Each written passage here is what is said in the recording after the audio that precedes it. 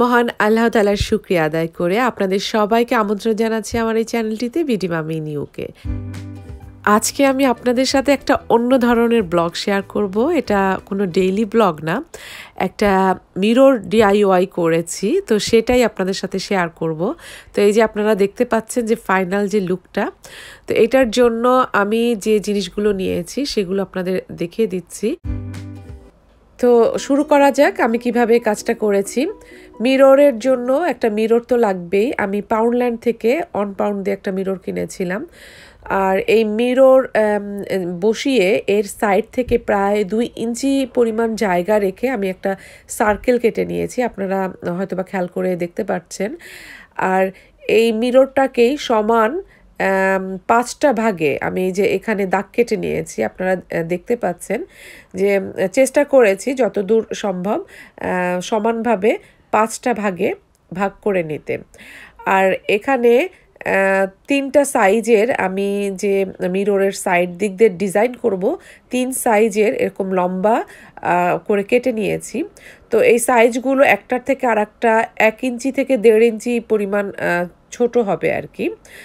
প্রথম যেটা তার থেকে 1.5 ইঞ্চি ছোট, তার থেকে আরও 1.5 ইঞ্চি ছোট, এইভাবে আমি 3টা সাইজের কাগজ কেটে নিয়েছি। আর পেপারগুলো আপনারা খেয়াল করে দেখবেন যে নিচের দিক একটু সরু আর উপরের দিকে একটু চওড়া হবে।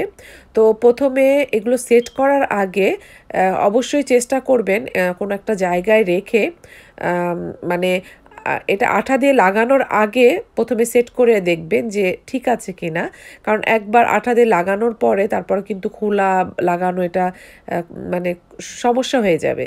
এই কারণে কোনো জিনিস সেট করার আগে প্রথম কাজ হচ্ছে আপনাকে পুরোপুরি আগে একটা রাফলি সেট করে নেওয়া। তো আমি সেই কাজটাই করছি। আর এই পেপার যেটা কেটে নিয়েছি সেটা আমি এখন এই যে গ্লু গান যেটা সেটার মাধ্যমে লাগিয়ে নিচ্ছি।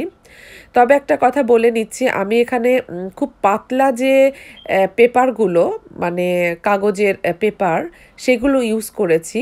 তবে এটা আরও যদি মজবুত করতে চান তাহলে একটু মোটা টাইপের যে পেপারগুলো সেটা নিলে আরও ভালো হতো। আমি পরে ফিনিশিংয়ের পরে যেটা মনে হয়েছে, মানে সেটা হলে একদম মনে হতো যে কার্ড দিয়ে করা। আর ইচ্ছা করলে ডাবল লেয়ারও যদি দেওয়া হতো তাহলেও কিন্তু সুন্দর হতো। এখন হচ্ছে মিরর সেকেন্ড পার্টটা তৈরি করে নিচ্ছি।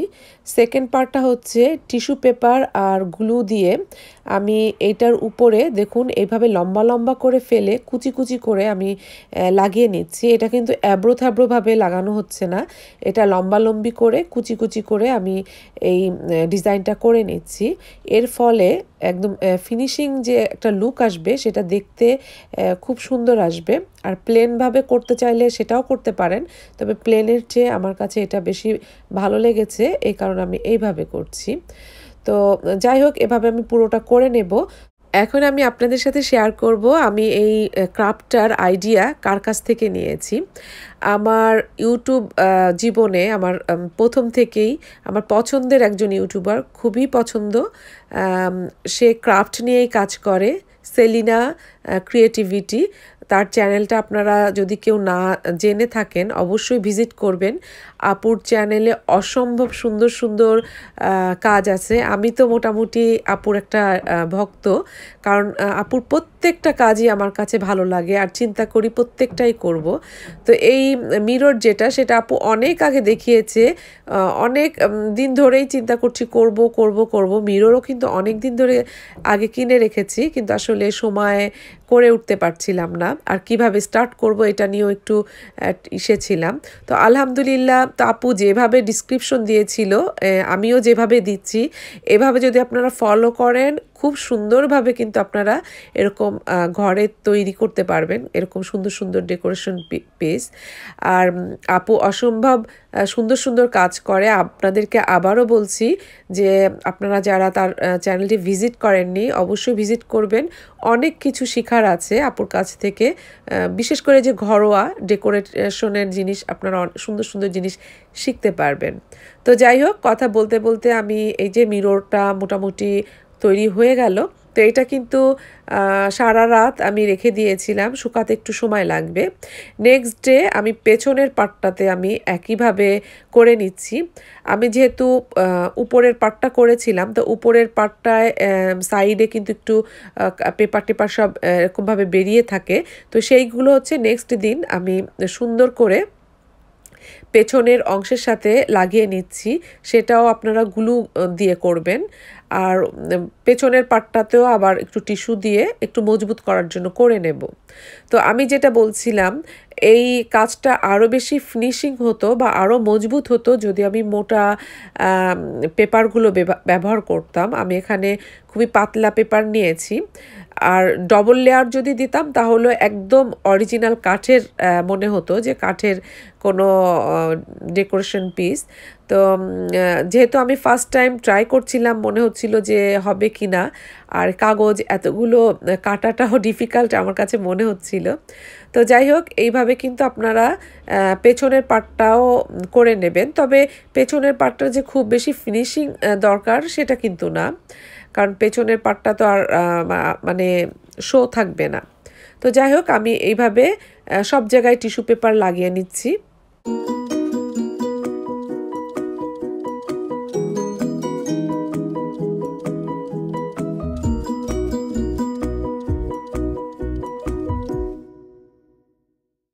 তো এটা হচ্ছে নেক্সট ডেতে এখন হচ্ছে আমি মেন যে ফিনিশিং সেটা দেব। এখানে একটা স্প্রে পেইন্ট ব্যবহার করছি, আর আমি এখানে সিলভার কালার যেটা আছে সেটা ব্যবহার করছি। তো গ্লাসটার উপরে আমি এরকম একটা কাগজ কেটে চেপে রেখে দিয়েছি যাতে গ্লাসের উপরে পেইন্টটা না যায়। আর তারপর আমি সুন্দর করে প্রত্যেকটা জায়গায় যাতে পেইন্টটা লাগে সেইটা খেয়াল করে পেইন্টটা দিতে হবে, স্প্রে পেইন্ট দিতে হবে। আর যে জায়গাটায় পেইন্ট করবেন নিচে কিন্তু অবশ্যই কোনো অলক্লথ বা কোনো পেপারের উপরে করবেন, কারণ নাইলে জায়গাটা নষ্ট হয়ে যেতে পারে। আমি কিন্তু একটা দেখা যাচ্ছে না হয়তো বা অলক্লথ বিছিয়ে তার উপরেই করছি আর কি। আর মেক শিওর হয়ে নেবেন কোথাও যেন কালার করা বাদ না থাকে, এই কারণে ডাবল চেক করে আপনি আবার দ্বিতীয় দফায় কালার করে নেবেন। তো যারা নতুন আজকেই আমার এই চ্যানেলটি দেখছেন, যদি ভালো লাগে তাহলে অবশ্যই আমার চ্যানেলটি সাবস্ক্রাইব করবেন। পাশে থাকা যে বেল আইকনটি আছে সেটার অল সেকশনে যেয়ে অন করে দেবেন। আর যারা নিয়মিত আমাকে দেখছেন তাদেরকে আবারও ধন্যবাদ জানাচ্ছি। তো এই যে মোটামুটি আমার কালার দেয়া শেষ। এখন হচ্ছে পেছন সাইডে আমি যে হ্যাঙ্গিং করব তার জন্য কি ব্যবস্থা করা যায়। তো সেটার জন্য এই যে আমি একটু দড়ি নিয়েছি, দড়িটাকে আমি একটু বেনির মতো করে শক্ত করে নিয়েছি। তো শক্ত করে নেওয়ার পরে আমি পেছনে এই যে উঁচু যে মানে একদম লম্বা যে ইয়েটা আছে সাইডটা, সেই দিকে আর কি মুখ করে আমি এটা এইভাবে লাগাচ্ছি যাতে উপরের যেখানে আমি হ্যাঙ্গিং করব উপরে এই লম্বা ইয়েটা পড়ে আর কি। আমি বুঝাতে পারছি কিনা জানি না, আপনারা খেয়াল করলে বুঝে ফেলবেন। তো এইভাবে আমি তারপরে দুই সাইডে গ্লু দিয়ে আমি এটাকে প্রথমে লাগিয়ে নিচ্ছি। আর এই গ্লু গান যেটা, এটা কিন্তু ইনস্ট্যান্টের মতো কাজ করে, আপনার দেওয়ার সাথে সাথেই কিন্তু লেগে যায়, খুবই ভালো। তো এইটা দিয়ে মানে কাজ করে আরাম আর কি। আর ইচ্ছা করলে আপনার নর্মাল যে গ্লু, লিকুইড গ্লু, সেটা দিয়েও করতে পারেন, তবে ওটা দিয়ে তো আসলে কিছুক্ষণ ওয়েট করতে হবে শুকানোর জন্য। তো যাই হোক, আমি গ্লু গানের মাধ্যমে এইটা সেট করে নিচ্ছি।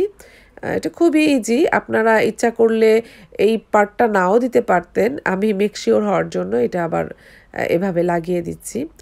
তো মোটামুটি আমার কাজ কিন্তু এখনও কমপ্লিট হয়নি, আমি আর একটু কিছু করব। তো অবশ্যই আপনারা শেষ পর্যন্ত থাকবেন আশা করি।